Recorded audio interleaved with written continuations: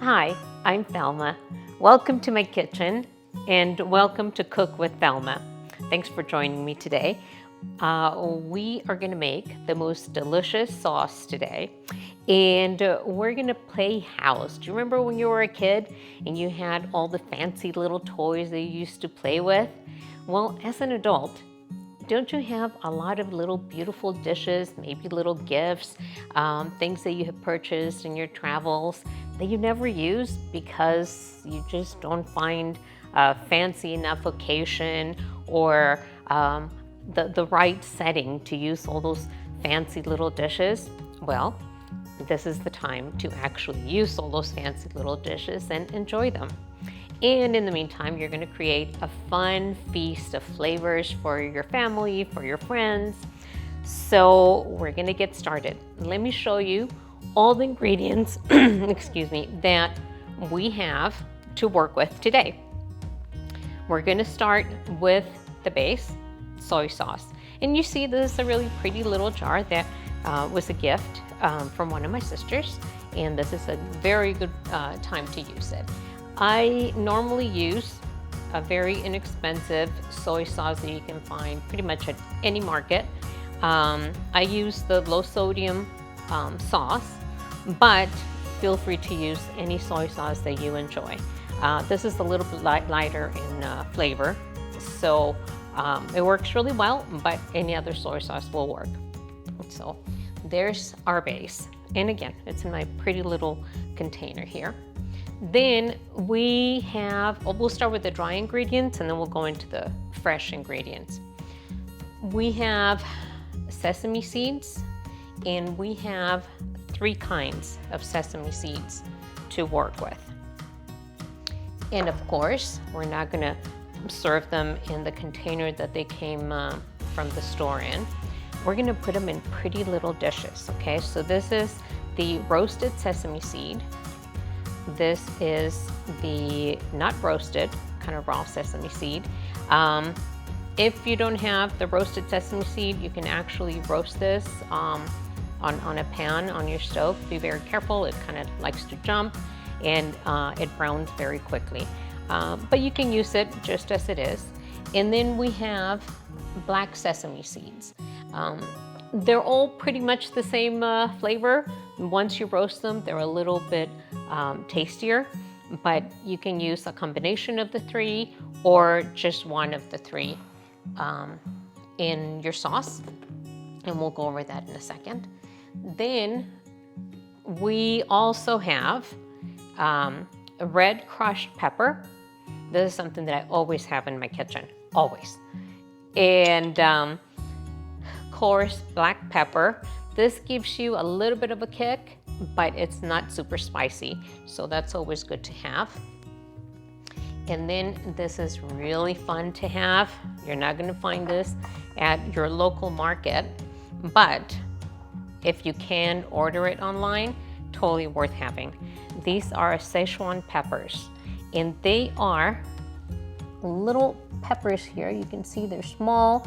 They look very innocent, but they have an interesting flavor. It's kind of pungent, but when you bite them, you end up actually numbing your tongue, numbing your mouth.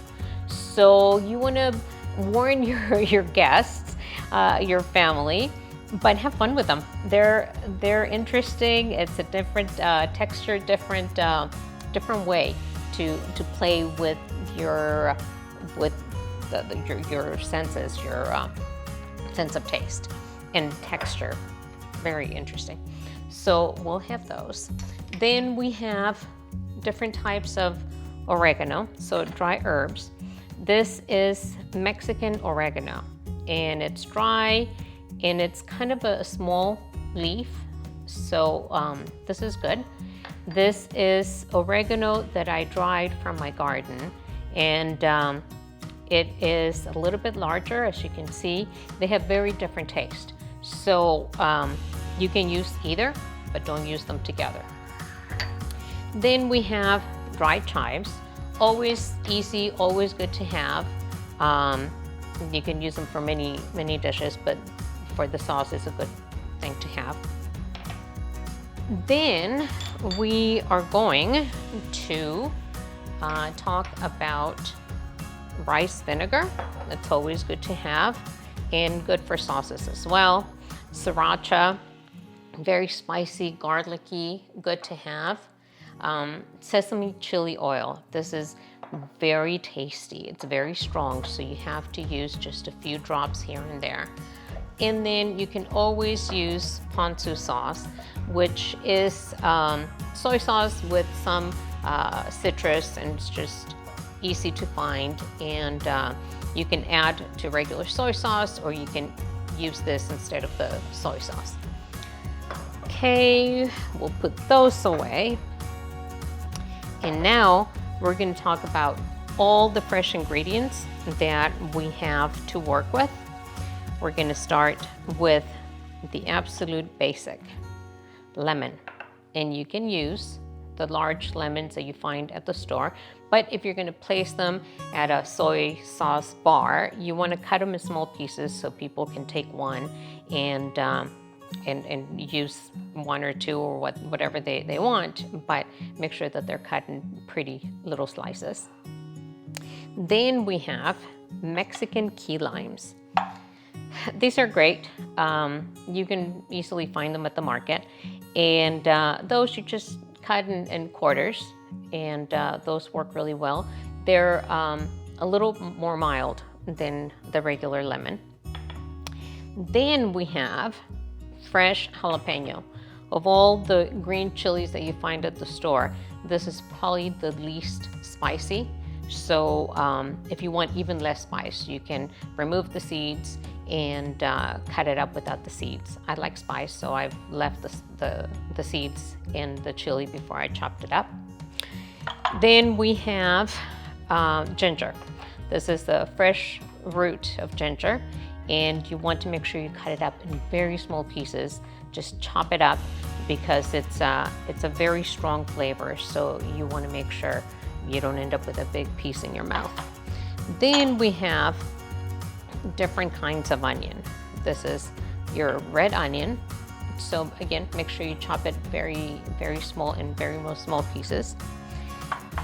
You have the white small onions that you can chop all the way up to the stem, so you get kind of chives and onion at the same time. Then you have cilantro, which is your typical cilantro that you find at the market. It's very fragrant, very flavorful, so you can be pretty generous with it, but always good to chop it up in small pieces. Then you have mint. This is something that I'm not sure where I came up with the combination, but when I add mint to this sauce, people just go insane. They love it. So this is just regular mint from the market, and you just chop it up in small pieces as well.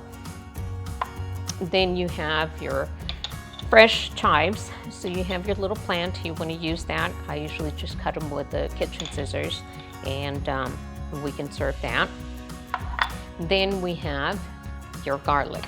Simple, easy, regular garlic from the market. You chop it up, mince it really well, because again, it's so strong, you don't want to serve a large amount and have somebody serve themselves a big piece of garlic. So there you go.